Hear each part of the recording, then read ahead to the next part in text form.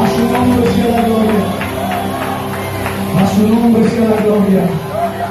A su nombre sea la gloria. Amén.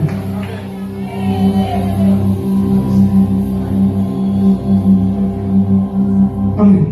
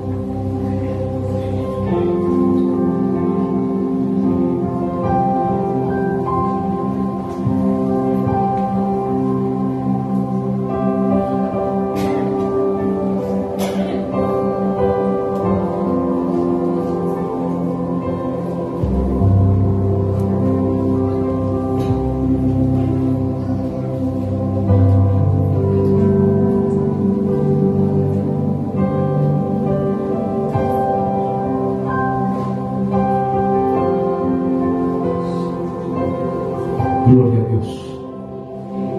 Título del mensaje: el primer día. Levítico capítulo 23, versículo 40, dice la palabra: tomaréis en reverencia al Padre, al Hijo y al Espíritu Santo. Tomaréis el primer día ramas con fruto de árbol hermoso, ramas de palmeras, ramas de árboles frondosos y sauce de los arroyos, y os regocijaréis delante de Jehová vuestro Dios por 7 días.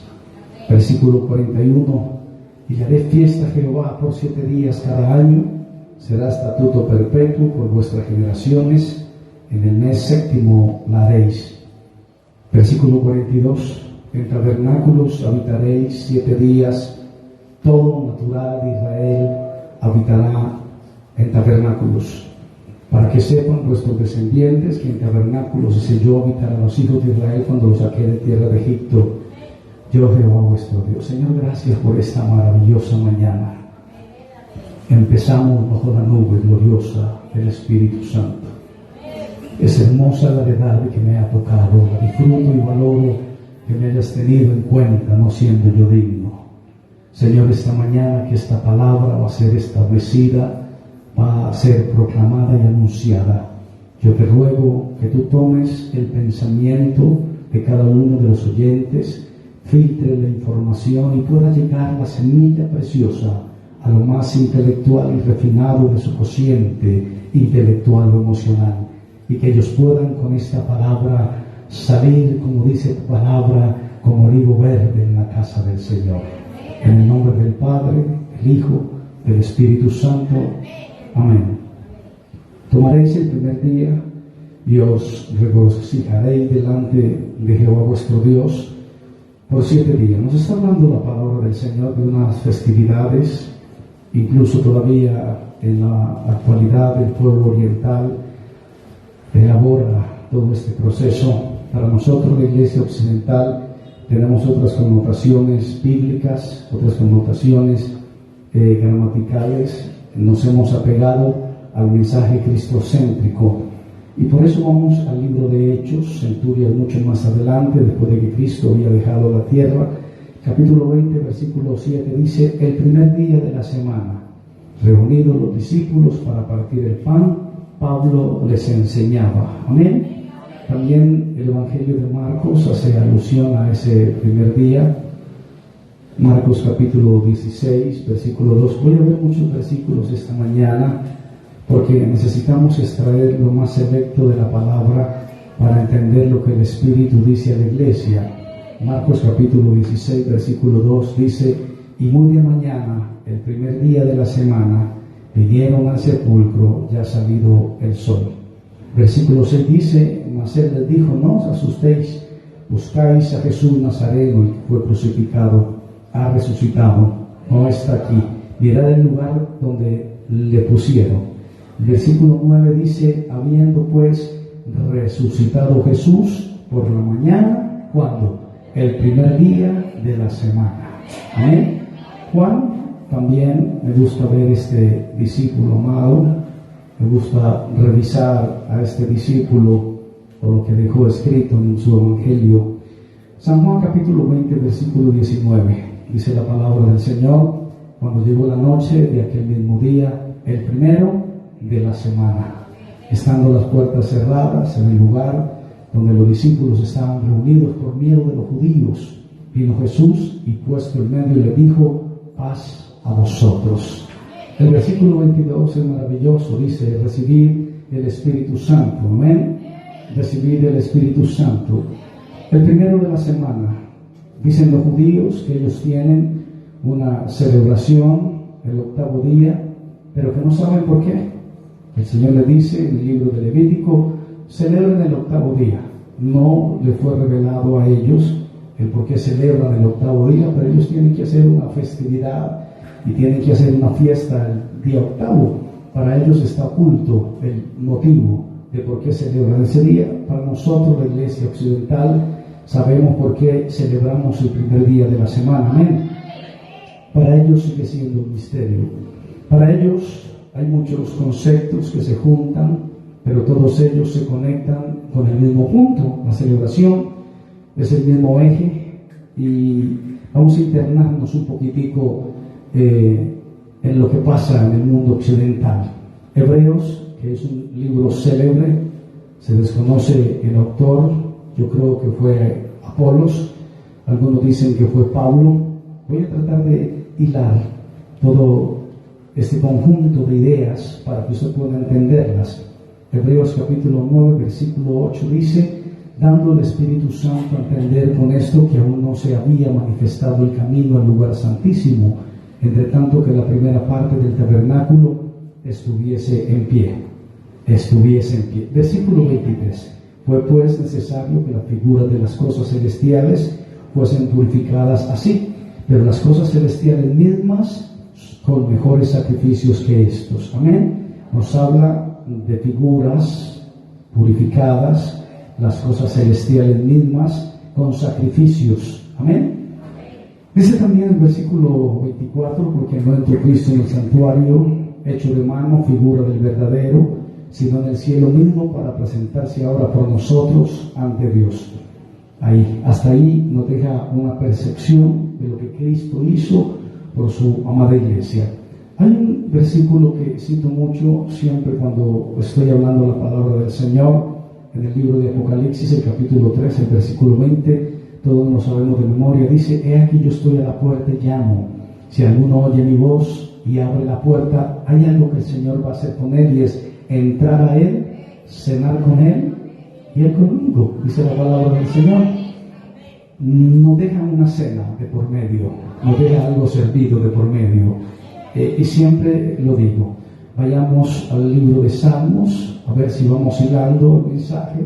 Necesito esta introducción. Libro de Salmos, capítulo 27, versículo 5, dice: Él me esconderá en su tabernáculo del día del mal. Hasta ahí. El Señor me esconderá en su tabernáculo en el día. ¿Cuántos necesitamos ser escondidos en el tabernáculo del Señor? Sobre todo en esta temporada difícil en la que estamos viviendo. Segundo de Corintios capítulo 6, versículo 16 dice: habitaré y andaré entre ellos, seré su Dios y ellos serán mi pueblo. Vosotros sois el templo del Dios viviente. ¿Cómo me gusta esa parte? Vosotros sois el templo del Dios viviente, y habitaré y andaré entre ellos. ¿Recuerdan lo que acabamos de dejar? Una cena en el corazón. Y dice luego que ustedes son el templo del Dios viviente. Él mismo va a habitar y andará entre ellos, entre nosotros, y será nuestro Dios, y ellos serán mi pueblo. Amén. Porque somos el templo del Dios viviente. Más o menos así deberíamos de sentirnos nosotros, los que venimos a este lugar a darle toda la gloria y la honra al Señor. Sé que estas prédicas no son tan comerciales, no son tan elementales, pero sé que adiestrando el oído podrás captar la esencia del mensaje mismo. Hebreos capítulo 13, versículo 13 dice: salgamos pues a él fuera del campamento, llevando su vituperio. Aleluya, qué buena palabra. Así que ofrezcamos siempre a Dios por medio de él sacrificio de alabanza, es decir, fruto de labios. Amén. Santa, esta palabra es buena. Fruto de labios que confiese su nombre, o sea, abrir la boca y confesar que Jesucristo es el Señor. Algunas personas no creen en la confesión del perdón. ¿Dónde llego? Hay que confesar con nuestra boca que Jesucristo es el Señor, públicamente, hacer la confesión de fe. Aleluya, es necesario. ¿Cuántos han hecho la confesión de fe aquí? En algún momento de su vida han pasado adelante, han hecho la oración de fe. Amén. Hay personas que son cristianos, pero que nunca han hecho la confesión de fe. O sea, vienen a la iglesia, tienen la Biblia, están ahí, pero nunca dijeron: yo acepto a Jesucristo como mi único y suficiente Salvador, y le pido que anote mi nombre en el libro de la vida y que nunca nadie lo borre de allá. Aleluya. Qué buena esa oración. ¿Alguno recuerdan cuando tuvieron esa experiencia profunda? Uno siente el perdón de pecados, uno siente que algo lo llena a uno, y uno siente como que el nombre está escrito en el libro de la vida. Amén. Den un aplauso al Señor esta mañana. Aleluya. Salgamos pues afuera del campamento nos indica movimiento. Hay personas que tienen el lugar donde se reúnen como si fuera el templo, y el templo, pues el primero fue destruido, el segundo también fue destruido, y el tercero, pues no sé si lo van a construir, a mí no me interesa, porque ya el tercer templo, pienso yo, es el templo occidental, la iglesia de Cristo, nosotros, que somos el templo de, bueno, dice la Biblia que yo predico.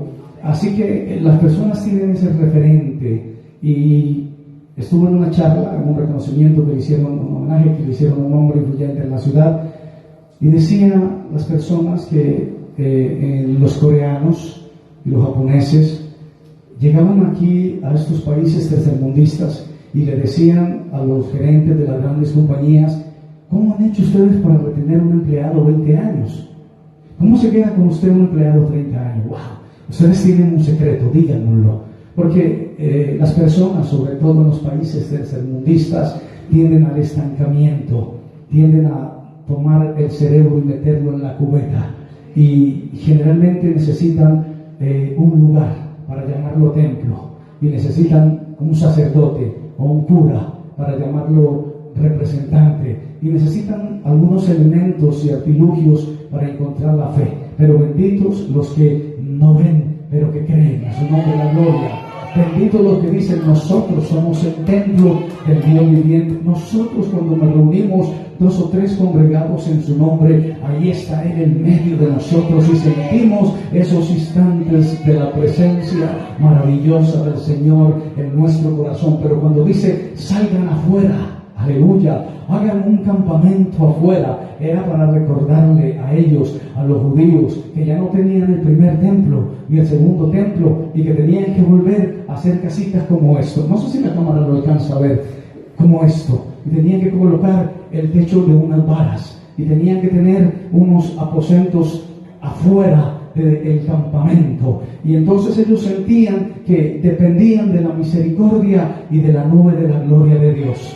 Porque esto es frágil, y si llueve hay más contacto con la naturaleza y entra la lluvia. Dicen los expertos que siempre el segundo día de esa celebración llueve. Entonces ellos están afuera de su casa en estas cosas improvisadas, y llueve, y sienten la conexión, la dependencia con el Dios eterno, con el Dios de Abraham, con el Dios de Isaac, con el Dios de Jacob, con el Dios de Elías. Y eso es bueno, que nosotros dependamos de Dios. A mí me gustan las circunstancias en las que nació Semilla de Mostaza, porque dependemos de Dios. No dependemos de un ecosistema, no dependemos de un formato, ni de un algoritmo que ha dado y ha funcionado 50 años. Nosotros dependemos de la misericordia establecida en nuestro corazón, de la fidelidad no de nosotros hacia Dios, sino de Dios a nosotros. Aunque hemos sido infieles, Él se ha mantenido, se ha portado fiel. Él no cambia. Nosotros cambiamos, pero el Señor no cambia. Su palabra es inmutable. El cielo y la tierra pasarán, pero mi palabra, dice el Señor, nunca pasará. Qué bueno el Señor. Así que salgamos pues a Él, fuera del campamento, llevando su vituperio. Amén. Ese vituperio de Cristo es complejo. La Biblia dice: el que no deja padre, madre, mujer, hijos e hijas, incluso todo lo que tiene, y aún su propia vida, no es digno de mí. Nos habla de los apegos. Hay que dejarlo todo y caminar el camino del desierto. Hay que salir de nuestra comodidad, hay que salir de nuestros formatos, hay que salir del algoritmo que hicieron en esta parte del mundo. Hay que salir. Tengo que contar este testimonio. Esta semana estaba en el hotel donde siempre trabajo. Estaba allí leyendo la Biblia, lo que siempre hago a las 7 de la mañana. Leí los convenios donde están los eventos programados en los 14 salones de conferencia que tiene ese hotel, y había uno que daba el nombre de un candidato de la izquierda: reunión con los pastores de las iglesias cristianas de Medellín. Y dije, ¿what? Vamos a ver qué séquito viene. Empezaron a desfilar pastores, tengo que decirlo así, de un perfil promedio, o sea, de bajo perfil. Pastores así como nosotros, que estamos en congregaciones que no tienen demasiada facturación, así que no somos muy representantes. Pero vi que llegó un pastor de una iglesia grande que yo conocía. Lo puse en mi lupa, me quedé observando. Llegó el candidato, llegó la escolta, llegó el carro, llegó la policía. Cogieron al pastor, que sé que tiene una iglesia grande, así como le gusta a muchos, las iglesias grandes. Lo llamaron al lobby 1 y le dijeron, venga. Y entró el candidato y cerraron la puerta. Después salió el candidato, salió el pastor de la iglesia grande, que le gusta a ustedes, contento, feliz. Y ahí sí pasaron donde el pequeño rebaño de, no voy a decir nada, que estaban esperando al candidato con la expectativa de lo que les iba a prometer. Yo quiero decirle a la iglesia un par de cosas, a esta iglesia preciosa y hermosa. El mensaje que Dios nos ha entregado no sabe a politiquería. Esto no sabe el Dios mamón, el Dios del dinero, porque me levanto por la mañana a recoger el pan con el sudor del frente, y tampoco dependemos de prebendas que la gente nos pueda dar. Los que se reúnen en este lugar vienen a hacerlo simplemente porque creen que Dios los trajo aquí a adorar en espíritu y en verdad. ¿Cuántos dicen amén? Tenía que contarlo. Así que salgamos pues a Él fuera del campamento, llevando su vituperio. Dice, en tabernáculos habitaréis. Hebreos capítulo 8, versículo 2, dice la Biblia: ministro del santuario y de aquel verdadero tabernáculo que levantó el Señor y no el hombre. Qué hermoso esto. Amamos su presencia. Amén. Amamos su presencia. Ministro del santuario y de aquel verdadero tabernáculo que levantó el Señor. Es el Sukkot de Cristo. La festividad se llama Sukkot. Entonces dice que el Señor levantó con sus propias manos una cabaña improvisada, con un techo improvisado. El Señor celebró esta festividad también. Él mismo lo construyó, Él entró ahí. Y a mí me emociona mucho esto. Cristo era judío de nacimiento, estaba pegado a la ley, estaba cumpliendo la ley. Y Cristo es nuestro tabernáculo. Y Él salió y pudo construir esa pequeña cabañita que ellos construyen afuera de sus casas, y estuvo ahí. Creo que estuvo con sus discípulos, creo que durmió ahí, porque era el tabernáculo viviente Cristo. Nosotros necesitamos entrar a Cristo para vivir en Cristo. Escuchaba una promoción y decía un pastor: tenemos personas que durante 20 años estuvieron asistiendo a congregaciones, pero que en esas congregaciones no se les tocó el sentimiento de culpabilidad para no incomodarlos. Y pasaron 20 años, 30 años, y ya estamos en la generación alfa. ¿Sabían ustedes cuál es la generación alfa? La más pequeñita, aquí está. Esa es la generación alfa, una pequeña como esta, María Angélica, 10 años, una niña como Sarita, 10 años, como Nicole, 10 años, es la generación alfa. Esa generación no le va a creer nada, ni la carreta, a gente que estuvo durante 20 años en una ideología acomodada, facilista. Porque hoy en día, amados hermanos, estamos enfrentando algo que se llama la inteligencia artificial. He hablado de eso en otros capítulos de mis mensajes, en la inteligencia artificial. Hay un programa, bueno, yo llegué hasta Google, pero hay un programa diferente en la inteligencia artificial que están utilizando todos los alumnos del mundo y tienen colapsado a los profesores. Yo no sé cómo se llama el programa, no lo vamos a decir, Esteban, para que los alumnos que hay aquí no vayan a bajarlo en su smartphone y terminen siendo los chicos genios del colegio. Más o menos la inteligencia artificial aplica así. Tú llegas al programa, le escribes, vamos a poner un nombre, cualquiera. ¿Cuál? X, así, tal cual. X, necesito un formato de predicación de Juan 3:16. X dice, ¿cómo lo quieres y en cuánto tiempo? Lo necesito para 15 minutos. X, que es inteligencia artificial, te da el formato, título, bosquejo, introducción, punto 1, punto 2, punto 3, conclusión, y te pregunta, ¿estás satisfecho con esta información? Entonces el pastor dice, no, quiero hacerla un poco más evangélica. Entonces X hace otro algoritmo, hace otra ecuación y te presenta el bosquejo y te dice, ¿estás satisfecho con este bosquejo? Yo mientras escuchaba eso, yo decía, Señor, ¿cuántas veces habremos escuchado mensajes de inteligencia artificial y no de inteligencia espiritual?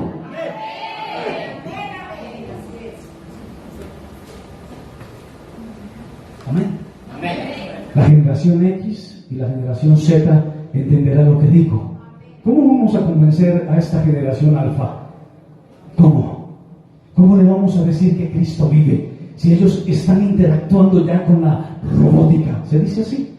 Ya están interactuando con una... Y yo dije que el diluvio universal, algún día lo dije, los hermanos que vienen y escuchan la palabra lo entenderán, dije, esto no va a parar, esto no se va a detener. El diluvio de información va a seguir generando lagunas en los predicadores. ¿Y cuántos predicadores se apoyarán en la inteligencia artificial para darle un pasto seco, un palmoso al pueblo? Pero el pueblo va a entender. La Biblia dice, mis ovejas oyen mi voz. Y cuando la oveja oye la voz del pastor, el pastor la está llamando. Y cuando la oveja escucha con su oído o con su oreja, aleluya, la voz del pastor viene y el Señor la reúne. Y donde está el Señor hay libertad. Y donde hay 2 o 3 congregados en el nombre del pastor de los pastores, Él está allí en medio de ellos.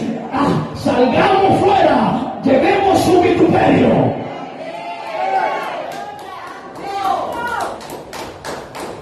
Amén. Sigamos con esta disertación, la palabra santa del Señor, libro de Ezequiel, capítulo 37.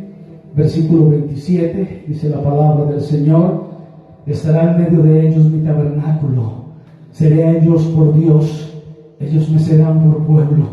Sabrán las naciones que yo Jehová santifico a Israel, y nosotros somos el Israel de Dios, estando mi santuario en medio de ellos para siempre. El Señor quiere que su presencia esté en medio nuestro. Aleluya. Es muy importante que las iglesias se vuelvan en estas partes del mundo, porque en otras no es así, que las iglesias colapsen, porque hay mucho movimiento, pero es más importante que haya la presencia del Espíritu de Dios, que nosotros dependamos de Dios. ¿Saben algo? Que los romanos tienen una tesis absolutamente clara y cada vez se acercan más al lenguaje de los evangélicos, y eso va a abrir las compuertas de algunas iglesias que han sido permeadas por la tibieza, y entonces van a ver que lo que no le decían en los púlpitos se los está diciendo un romano.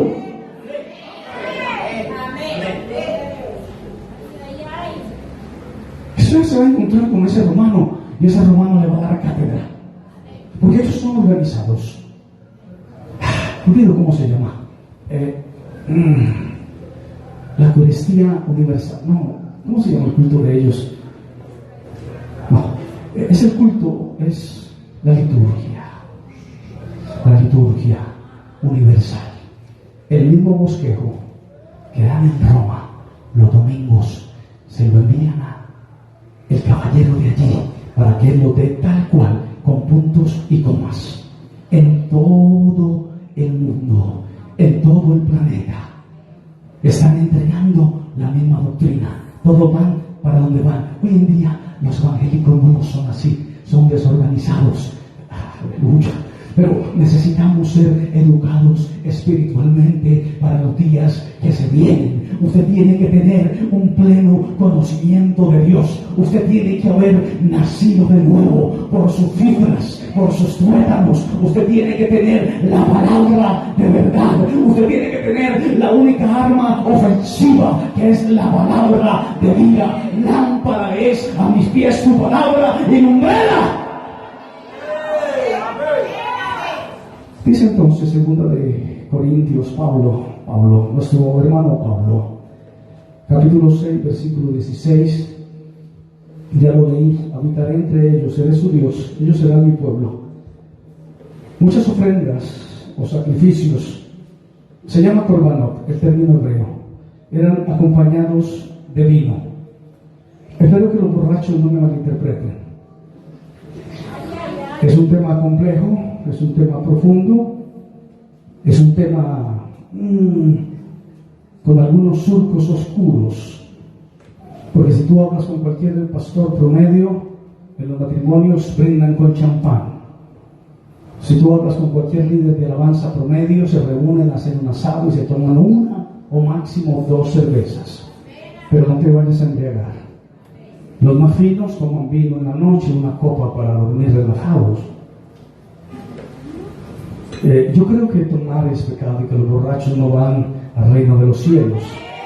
Amén. El borracho es un borracho, punto. Entonces tendríamos que decirle a una persona que fuma un cigarrillo que no pasa nada, que estamos bien así, que uno solo. Si puedes controlarlo uno solo, ok. Y diríamos a las personas que consumen marihuana: no te preocupes, fúmate uno solo. No vayas a pasar de 2 pitazos, uno solo. O sea, préndelo, aspíralo y guárdalo para el otro día. Bueno, es lo que yo pienso. Puede que otra persona tenga más fuerza para debatir lo que yo estoy diciendo. No recomiendo a nadie que tome cerveza, a nadie que tome una copa de vino. Hay cientos de versículos donde dice que tomaron vino. Y en efecto, cuando usted quiere emborracharse, quieres tomar trago, sientas a Pablo y dices: te recomiendo que ahora no uses agua, toma un poco de vino por causa de tu problema estomacal. Pero entonces yo puedo llevarte al libro de Génesis, bendito el nombre del Señor. Génesis, cuando la segunda oportunidad que se le dio a la humanidad, ¿recuerdan cuál fue? ¿Cuál?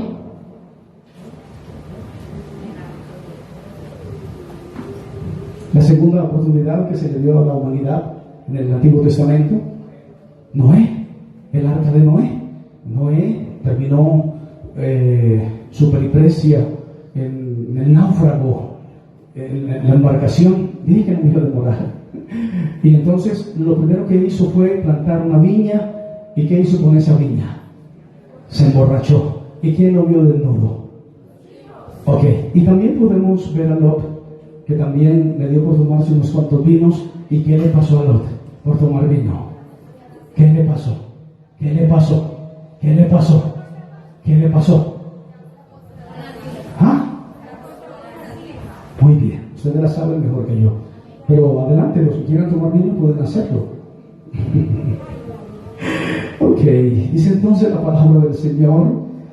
Siempre trato de ser muy concreto con el bosquejo, pero es una iglesia maravillosa que amo. Dice entonces leyes sobre las ofrendas. Usted puede leerlo en su casa. El pueblo de Israel, bueno, aquí dice que todo lo que vayan a traer, lo que vayan a ofrecer, tiene que traerlo. Dice: y de vino para la libación ofreceráis la tercera parte de un hin. Y dice que es en olor grato a Jehová. Y le doy un pretexto para que vaya a tomar vino si quiere ahora cuando llegue a la casa.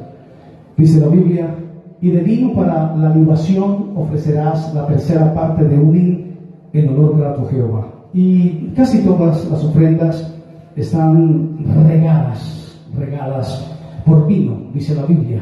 También el pueblo de Israel, esta es la joya. El pueblo de Israel, es que el vino es peligroso. El vino es muy peligroso. ¿Cuántos creen que el vino es peligroso? Como tenían esa costumbre de tomarse un traguito diario mientras echaban el vino en el altar y seguían echando y volvían a tomar y echar, bueno, estoy alegorizando. Pasó algo terrible en el pueblo de Israel. Isaías capítulo 57, versículo 3, dice la palabra del Señor: vosotros allegaos acá, hijos de la hechicera, generación del adúltero y de la fornicaria. En las piedras lisas del valle está tu parte, ellas son tu suerte, y a ellas derramaste vino y ofreciste presente. ¿No habré de castigar estas cosas? ¿Cómo queda pro? Pues wow, hello. O sea que lo mismo que hacían en la iglesia, iban y lo hacían en la hechicera. ¿Saben ustedes cuando la Biblia habla del término hechicero, a qué se refiere? Al aspecto más profundo de la hechicería. Y el pueblo de Israel llegaba en sus piedras lisas y echaban el vino y se lo ofrecían a la hechicera. ¡Wow! Bendito el Señor. ¿Podemos seguir? Los que estaban entusiasmados con la idea del vino. Ok, entonces dice la palabra del Señor que el pueblo de Israel, cuando cae en idolatría, derrama libación, derrama el vino, el traguito de vino a dioses paganos. Y Pablo también, Pablo nos metió en un problema a los predicadores cuando le dice a Timoteo que se tome un poquitico de vino. Y yo digo, ¿qué le pasó al hermano Pablo? Pero Filipenses capítulo 2, versículo 17, dice la palabra: y aunque sea derramado en libación sobre el sacrificio y servicio de vuestra fe, me gozo y regocijo con todos vosotros. Por ahí le va dando una connotación diferente al término que algunos han transversado con la toma del vino. Segunda de Timoteo, capítulo 4, versículos 6 al 8, dice la palabra: porque yo ya estoy, segunda de Timoteo 4, 6, yo ya estoy para ser sacrificado. El tiempo de mi partida está cercano. Y él dijo: pues echen ahí ese vino fermentado, échenlo sobre mí, porque yo ya estoy listo para ser sacrificado. He peleado la buena batalla, he acabado la carrera, he guardado la fe. Dice el versículo 8: por lo demás me está guardada la corona de justicia, la cual me dará el Señor, pues justo en aquel día, no solo a mí, sino también a todos los que aman su venida. Bendito el nombre del Señor. Cuando hablamos de vino, es la expresión del sacrificio de la muerte. Es la expresión del sacrificio de la muerte. Amén. Es la expresión del sacrificio de la muerte. Y hay demasiada tela para cortar, mucha tela para cortar. Mira lo que dice Salmos capítulo 4, versículo 7. Los que tenían la idea de ir a tomar vino: tú diste alegría a mi corazón mayor que la de ellos cuando estaban prendidos. Ahí dice el libro de los Salmos. Lo dice el textual: tú diste mayor alegría a mi corazón que la que tenían ellos cuando el vino los había levantado y estaban animaditos. Aleluya. Y también Pablo dice: no os entreguéis con vino. Qué bueno es tener alegría en el corazón. Dice que se tomaba el vino y descubría el secreto, porque entraba el vino y salía el secreto. Pero el salmista dice: tú diste alegría a mi corazón mayor que la de ellos cuando estaban en sus parrandas y en sus fiestas y en su jolgorio y en su embriaguez. Yo estaba más feliz que ellos. ¡Aleluya! Me gustan esas respuestas bíblicas. Aleluya. Dice: tú diste alegría a mi corazón mayor que la de ellos en el tiempo en que abundaba su grano y su mosto. Bendito el Señor. Pero en la ofrenda del tabernáculo, recuerden, salgamos fuera del tabernáculo. Cristo construyó su propio tabernáculo. La expresión técnica es Sukkot. A mí me impactó esto. Solo se rociaba agua limpia sobre la víctima. Me gustó mucho eso, lo amé. Dije: gracias, Señor, por fin estoy almacenando información que buscaba hace tiempo. Casi todas las ofrendas se le rociaba la libación y se encendía grato perfume a Dios. Pero después de que vino Cristo, aleluya, o Cristo en representación del tabernáculo, no hecho de mano de hombre, Él dijo: no, en este tabernáculo no quiero vino, quiero por favor que se riegue agua, y agua limpia, porque el vino iba a ser ¿qué? Eso tiene que estar en el cerebro de todos los cristianos. Los católicos lo saben de memoria. En la liturgia que hacen, ellos comen y ellos... ¿Ya entendieron? ¿Algunos entendieron? ¿Sí entendieron? La sangre de Cristo se iba a convertir en el vino. Y Cristo dijo: el que no beba mi sangre, y dice: ¡wow! ¡Hello!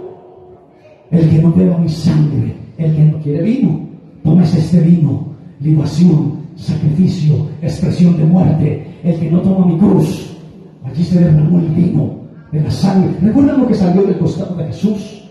¿Qué salió? Agua y sangre. No faltará que diga agua y vino. Agua y sangre salió del costado del Maestro, porque era el tabernáculo, no hecho por mano de hombre. Aleluya. Y nosotros, cuando participamos de la Santa Cena, recordamos que no la borrachera. Y no me pueden decir, el Señor dijo: cada que tomen el vino, recuerden la boda de Caná, cuando yo hice vino. Y me dicen: Jesús tomó vino. Es verdad, la Biblia dice que Jesús tomó vino, pero era la representación de su sangre. Y muchos quieren tomar vino, pero no quieren tomar a Jesús de Nazaret, porque le sabe a muerte, porque Él es la resurrección y Él es la vida. Y cuando tomas un poco de eso, tienes que morir para vivir. Creo que encajó. ¿Te gusta el vino? Pero que sea la sangre de Cristo. Amén, amén. Creo que estoy siendo claro. Aleluya. Así que en ese Sukkot solo se rociaba agua limpia sobre la víctima. Ellos bajaban al manantial y traían aguas limpias. Ezequiel capítulo 36, versículo 25, dice la palabra del Señor: esparciré sobre vosotros ¿qué? Agua limpia, y seréis ¿qué? Limpiados de vuestras inmundicias y de todos vuestros ídolos, y os limpiaré. Y me gusta, dice: le voy a dar un corazón nuevecito. ¿Pero con qué? Con el agua. Aleluya. Y pondré espíritu nuevo dentro de vosotros, y quitaré de vuestra carne el corazón de piedra, y le voy a dar un corazón de carne. Personas que tienen corazón de piedra. Piedra del corazón. Bueno, todos saben que es una piedra y para qué sirve una piedra y qué se hace con una piedra. Una piedra no percibe emociones. Una piedra le puedes pintar un grafiti, otro puede colocar otro grafiti y otro puede colocar otro grafiti, y viene un gallinazo y se hace ahí, no pasa nada. Y viene un perro y también se hace ahí, no pasa nada, porque una piedra no siente, no tiene emociones, y estamos enfrentando una generación que no tiene emociones. Tienen emociones pero inmediatistas. TikTok, Instagram, demasiada información chatarra, pero rápida, instantánea. No nos detenemos, la gente no se detiene a masticar, sino que la gente tiene un corazón de piedra. Y el Espíritu Santo viene y la gente no siente, y el Espíritu Santo aletea y la gente no siente, pero el Señor dice: le voy a quitar ese corazón de piedra. Aleluya. Y le voy a dar un corazón de carne para que sientan, porque ustedes fueron creados a imagen y semejanza. Yo los construí a ustedes y no metí una piedra en el corazón. Les puse un corazón de carne. Aleluya. Santo Señor. ¿Cuántos están entendiendo el mensaje? A su nombre de gloria. Y entonces en Hebreos, bendito el Señor, Hebreos, el capítulo 10, el versículo 22 de Hebreos, dice la palabra del Señor: por el camino nuevo y vivo que Él nos abrió a través del velo, esto es su carne, teniendo un gran sumo sacerdote sobre la casa de Dios. Qué buena palabra. Primera de Juan, capítulo 5, versículo 6, dice la palabra del Señor: este es Jesucristo que vino mediante agua y sangre, y no mediante agua solamente, sino mediante agua y sangre. Y el Espíritu es el que da testimonio, porque el Espíritu es la verdad. No, lo que no haga el Espíritu Santo de Dios por la iglesia, nadie lo hace. Puedes que consigan un coach. Leí algo. Dice que la buena intención no basta. La buena intención no basta. Porque tú puedes entrar a un instituto y con tu buena intención no basta. Puedes intentarlo. mirar a ver hasta dónde te va, hasta dónde llegas, pero la sola intención no basta. Tienes que tener algo más. Sobre todo en ciertas carreras, te hacen unos test, tienes que pasar unos filtros para llegar hasta cierto nivel. Si no tienes las características necesarias que se requieren para esa carrera universitaria, la universidad no te va a decir, eres un atorrante, no lo vas a lograr. Dicen, ok, matricúlate, pero quizás no lo logres. Entonces que la gente empieza una carrera y después ¿qué hace? Se cambia a otra. O la clásica es que empieces y finalizando los 2 últimos semestres, como no te importa, te sales. Porque no te interesa.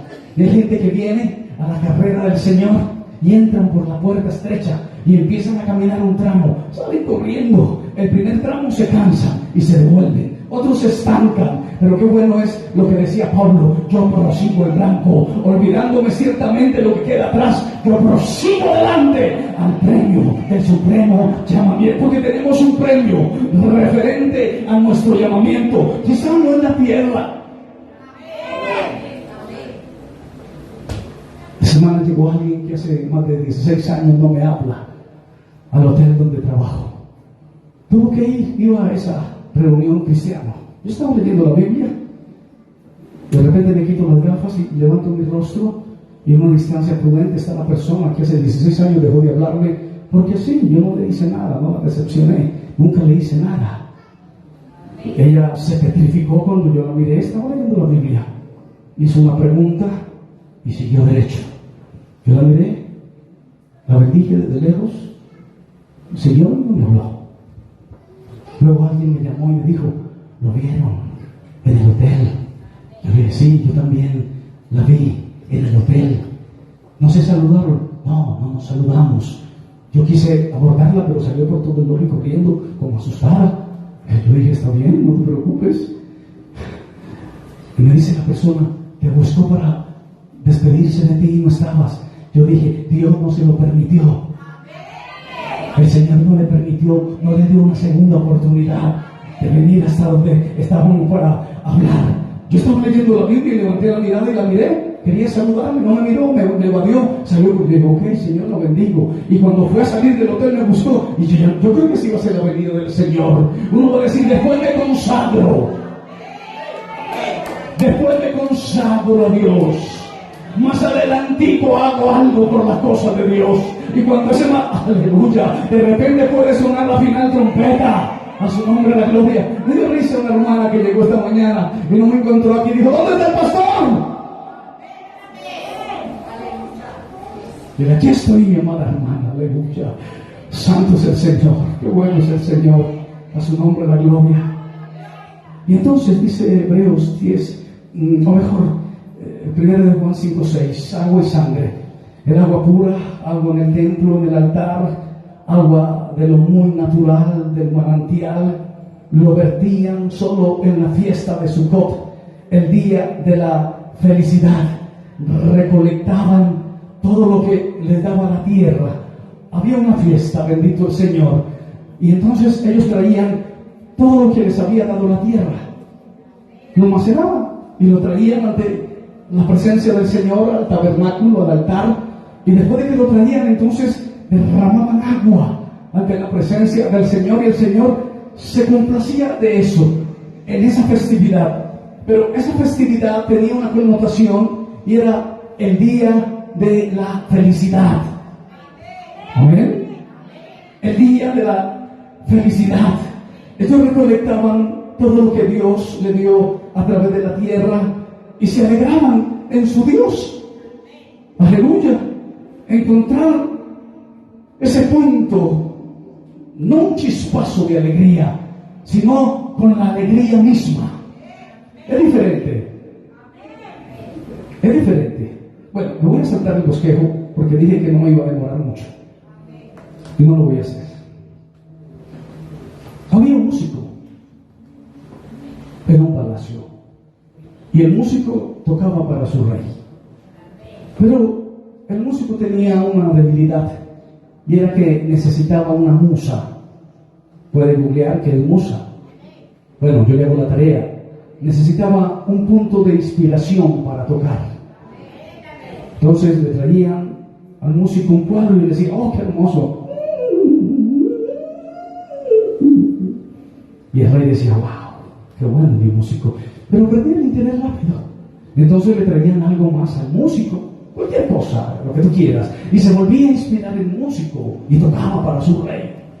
Entonces el rey vio que esto se le estaba convirtiendo en un problema, porque tenía que traer cosas al músico para inspirarlo y no lo hacía de su propia interpretación. La historia es un poco macabra. ¿Están preparados para escucharla? El músico dijo, sáquenle los ojos el rey dijo, sáquenle los ojos al músico y que siga tocando. ¿Qué creen ustedes que pasó? El músico siguió tocando desde su propia inspiración. Cierto hombre, dadivoso, generoso, fue y le dijo a Dios, tengo mucho para decir, pero quiero hacer el mensaje corto esta mañana. Dios, necesito una cantidad para dar a los pobres y para el sostenimiento de las comunidades donde aporto dinero. El Señor le dijo, ¿cuánto necesitas? Vamos a ponerle una cifra tonta. Necesito 50 millones de pesos. Entonces el Señor le dijo, ok, vamos a hacer algo. Si yo te doy 50 millones de pesos, te vas a gastar solamente el 10% de esos 50 millones de pesos. Y lo otro lo vas a guardar en un banco para inutilizarlo. Vamos a hacer algo. Yo te voy a guardar esos 50 millones de pesos. Y cada que necesites algo, yo te voy a dar lo que necesites. Amén. Así es el Señor. Así es el Señor. Nos da lo que necesitamos. Pero necesitamos tener alegría en nuestro corazón. No necesitamos un punto de inspiración. Necesitamos tener la alegría por dentro. Hay cosas que perturban la alegría del creyente, perturban la alegría del cristiano. Y el cristiano necesita un culto para estar alegre. Pero qué bueno que el cristiano siempre estuviera alegre, porque se encontró con la alegría misma, no con una chispa de la alegría, sino con la alegría misma. Y está feliz en todo tiempo, y va de gloria en gloria, de triunfo en triunfo, de poder en poder, de victoria en victoria, deleitándose en la palabra, deleitándose en el gozo del Señor.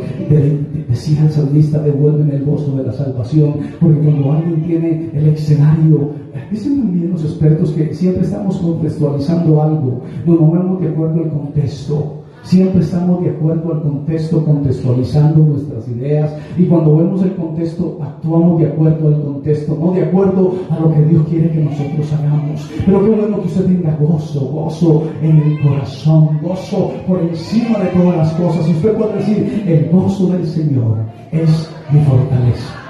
Un aplauso al Señor esta preciosa mañana.